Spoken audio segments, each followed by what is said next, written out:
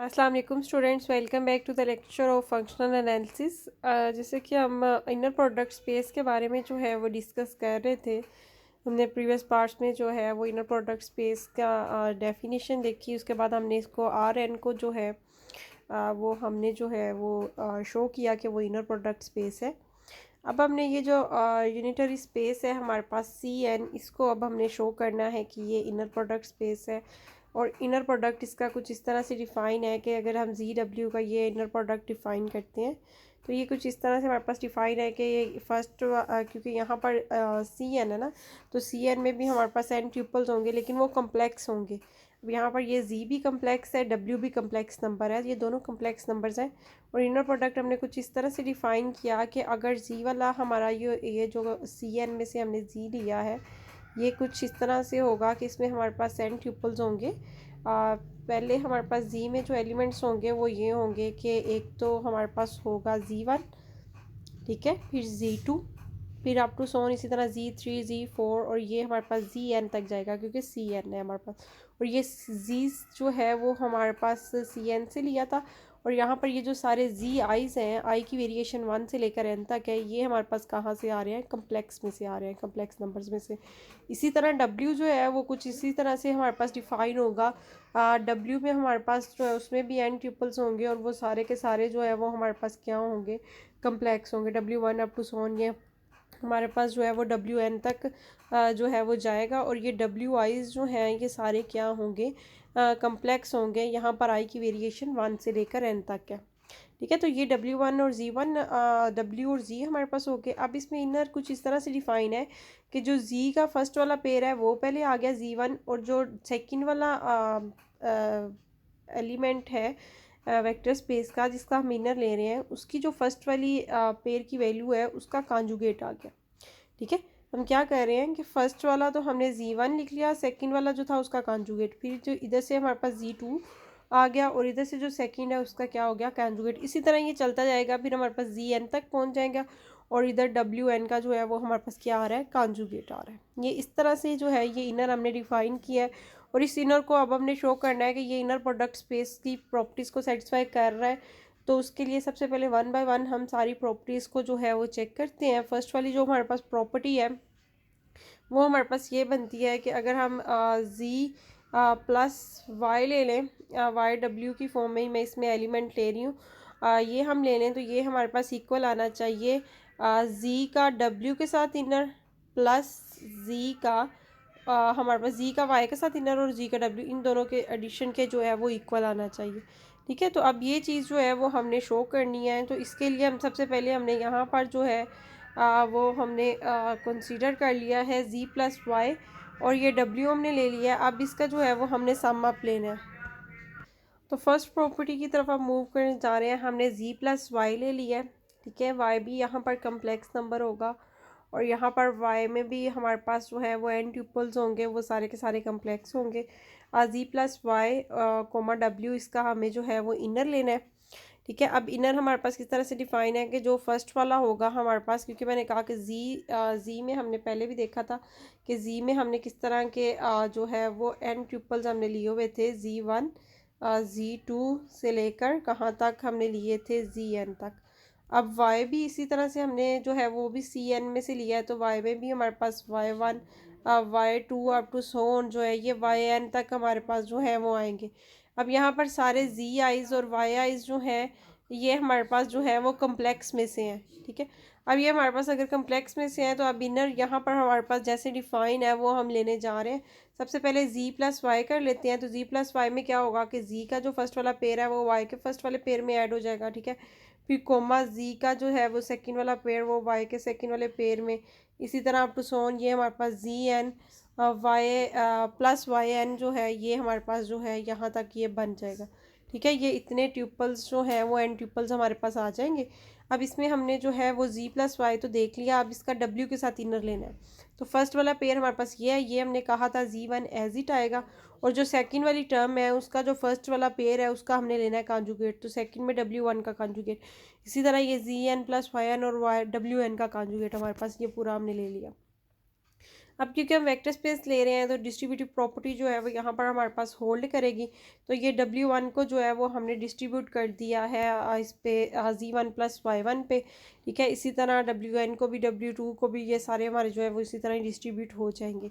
अब ये Z1 plus W1 ले लिया, W1 का कॉन्जुगेट था, इसी तरह Y1 प्लस W1 का कॉन्जुगेट आ गया, इधर से हमारे पास ZN WN का कॉन्जुगेट और YN WN का जो है वो कॉन्जुगेट इसी तरह हमारे पास आ गया। अब जिन टर्म्स को हम जो है वो सेपरेट करने जा रहे हैं, Z1 W1 को हमने इधर से ले लिया और Z2 W2 कॉन्जुगेट आ जाएगा, ZN WN कॉन्जुगेट आ जाएगा और इसी तरह Y1 और W1 कॉन्जुगेट और ये अप टू सोन है हमारे पास YN जो है वो WN कॉन्जुगेट, ये सारी टर्म्स जो है वो आ गई। अब ये जो स्टार्ट वाली टर्म है ये हमारे पास इनर किसका बन रहा है, ZW का, और अगर हम इसको देखें तो ये हमारे पास इनर बन जाएगा YW का। तो ये हमारे पास जो रिक्वायर्ड रिजल्ट था वो हमने शो कर दिया कि पहली प्रॉपर्टी तो हमारे पास सेटिस्फाई हो रही है। अब सेकंड प्रॉपर्टी को देखते हैं, क्योंकि यहाँ पर कॉन्जुगेट है तो थोड़ा सा हमें देखना पड़ेगा।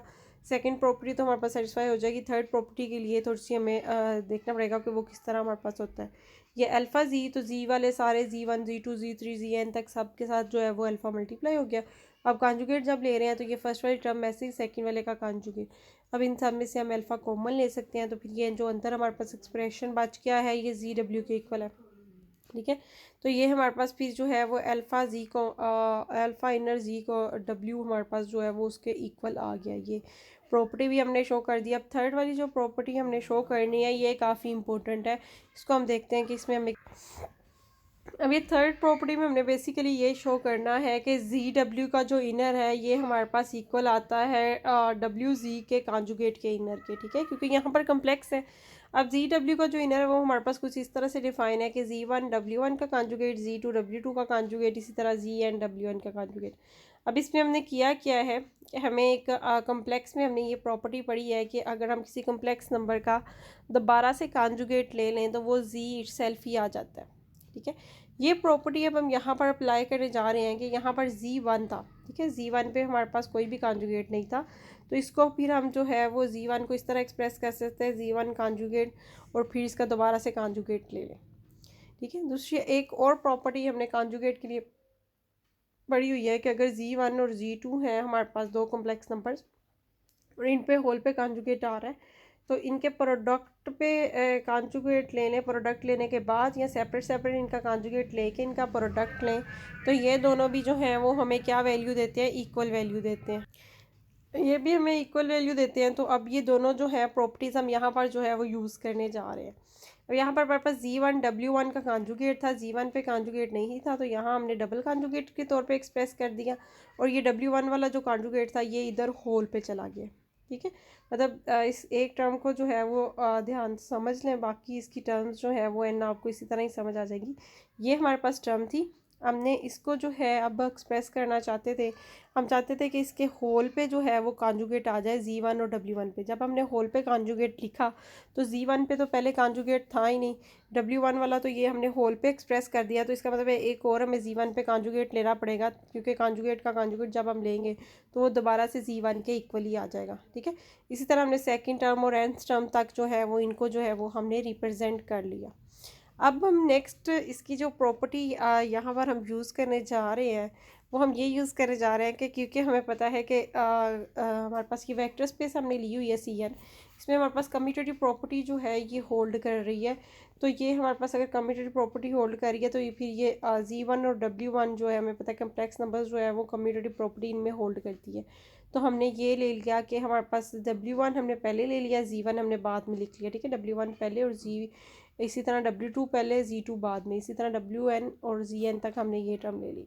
अब ये जो हमारे पास कॉन्जुगेट इन सारी टर्म्स पे आ रहा था, इसको हमने क्या किया कि हमने होल कॉन्जुगेट जो है वो ये इस तरह से होल कॉन्जुगेट ले लिया, कि हमें पता है कि अगर हमारे पास एडिशन में मतलब Z1 हो, एक हमारे पास नंबर Z1 हो प्लस Z2 हो ठीक है। और इसका अगर हमारे पास होल कॉन्जुगेट हो तो इसको हम जो है वो सेपरेट कर सकते हैं Z1 Z2 पे, मतलब इनको ऐड करके अगर इनका कॉन्जुगेट लें या इनको कॉन्जुगेट लेने के बाद इनको ऐड करें तो वो दोनों हमें जो है वो हमें सेम वैल्यू देते हैं। यहाँ भी यही हुआ कि इन सब पे सेपरेट था, हमने इसको जो है वो होल पे एक्सप्रेस कर दिया। ये Z1 ये सिर्फ Z1 पे था, ये होल पे नहीं जा सकता, ये जो दूसरा कॉन्जुगेट है ना ये सिर्फ Z1 पे रहा। इसी तरह Z2 ZN पे ये तो ऐसे ही रहा, और ये वाला जो कॉन्जुगेट है ये हमने जो है वो होल पे ले लिया। अब यहाँ से फिर ये जो हमने होल पे कॉन्जुगेट ले लिया इसको हम किस तरह से एक्सप्रेस कर सकते हैं। ये होल वाला कॉन्जुगेट तो वैसे का वैसे ही रहेगा, ये W1 है और Z1 पे कॉन्जुगेट है, W2 Z2 पे कॉन्जुगेट, WN ZN पे कॉन्जुगेट।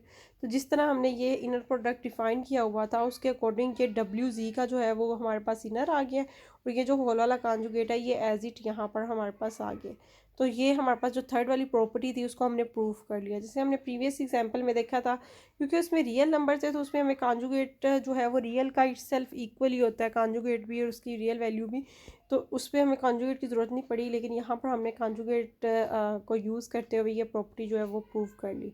अब ये जो फोर्थ वाली प्रॉपर्टी है और ये लास्ट प्रॉपर्टी है हमारे पास इनर प्रोडक्ट शो करने के लिए, इस पर हम ये कंसीडर करके चले हैं कि जी के साथ इनर जो है वो इक्वल टू 0 है। अब इनर हमारे पास जैसे डिफाइन है वो हमने लिख लिया, Z1 और Z2 का कॉन्जुगेट Z1। और यहाँ पर ये जो है थोड़ी सी लिखने में मिस्टेक है, यहाँ पर Z1 और Z1 का कॉन्जुगेट ही आना, इधर Z2 का कॉन्जुगेट ZN का, क्योंकि बेसिकली Z हमारा जो है वो किसके इक्वल था, Z हमारा इक्वल था Z1 Z2 अप टू सोन ZN के इक्वल था, ये एन ट्रिपल्स थे। तो Z का हम Z के साथ ही इनर ले रहे हैं तो ये फर्स्ट टर्म में हमारे पास Z1 ही आएगा, ठीक है।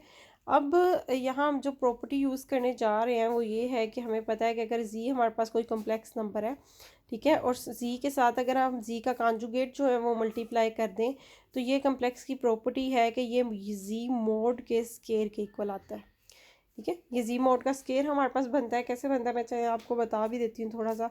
अगर हमने Z एक कम्प्लेक्स नंबर लिया है, x प्लस अयोटा y हमने लिया हुआ है, ठीक है, और इसका जो कॉन्जुगेट है फिर वो हमारे पास किसके इक्वल होगा, जो इमेजिनरी पार्ट होता है उसको हम नेगेटिव कर देते हैं तो ये x माइनस अयोटा y के इक्वल होगा।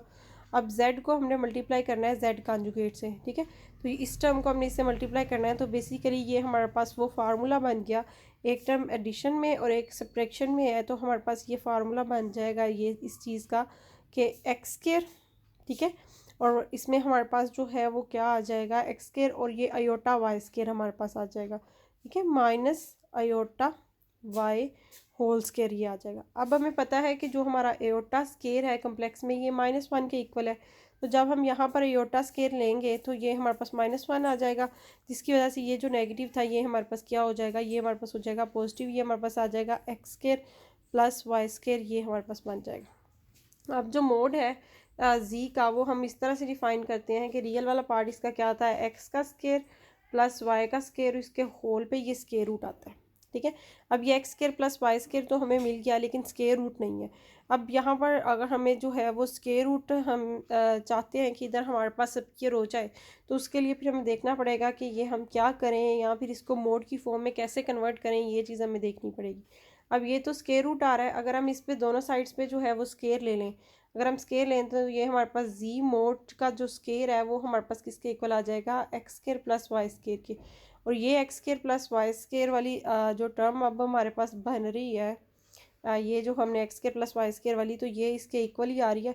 जी इंटू जी मोड जो है वो फिर जी इंटू जी कॉन्जुगेट वो एस जी मोड स्क्वायर के जो है वो इक्वल आ गया, ये भी हमारे पास एक्स स्क्वायर वाई स्क्वायर के इक्वल है, ठीक है। तो ये प्रॉपर्टी अब हम यहाँ पर हमने यूज़ कर ली कि ये जो Z1 था अपने कॉन्जुगेट से मल्टीप्लाई हो रहा था तो उसकी जगह Z1 मॉडुलस का स्क्वायर आ गया। इस तरह यहाँ Z2 मॉडुलस का स्क्वायर अप टू सोन ZN मॉडुलस का स्क्वायर ये हमारे पास आ गया इक्वल टू 0। अब ये हमें पता है कि ये पॉजिटिव टर्म्स हैं, सारी पॉजिटिव टर्म्स ऐड हो रही हैं और 0 आ रहा है, तो इसका मतलब है ये सारी की सारी 0 है। अब स्क्वायर अगर इन सब का 0 आ रहा है तो यहाँ से भी हमें पता चलता है कि ये सारी की सारी टर्म्स 0 है। अगर ये सारी टर्म्स 0 है तो जी क्योंकि इन्हीं एन ट्यूपल्स के इक्वल था, अगर ये सारी वैल्यू 0 है तो फिर हमारा जी जो है वो भी क्या हो जाएगा, 0 हो जाएगा। तो चारों प्रॉपर्टी जो है वो हमने इनर प्रोडक्ट स्पेस के लिए जो रिक्वायर्ड थी वो हमने शो करवा दी। इसका मतलब है कि ये जो यूनिटरी स्पेस हमने सी एन डी थी इसमें ये इनर प्रोडक्ट इस तरह से डिफाइन है इसमें, और ये जो है वो हमारे पास इनर प्रोडक्ट जो है वो इनर प्रोडक्ट स्पेस जो है वो बना रही है, ये चीज़ अब हमने जो है वो शो कर दी है।